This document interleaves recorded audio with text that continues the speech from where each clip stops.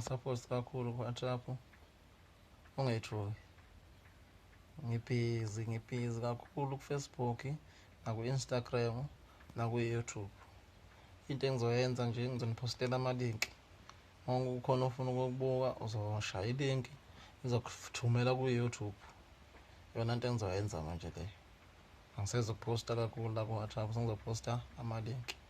Phela njengoba nami ngicula nje kufanele nami ngiyibone ngiphakama ngenxa yenu. Kufanele ningeseke ukuze ngiye phambili. Moshaya ilinki yami yaku-YouTube, something engizoyigayina ngalokho mina.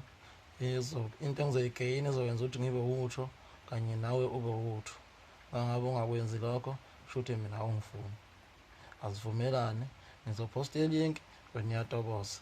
Isenti lakho liyangena lapha noma ishumi lakho liyangena lapha, likhulu lolo shumi kumina lizongenza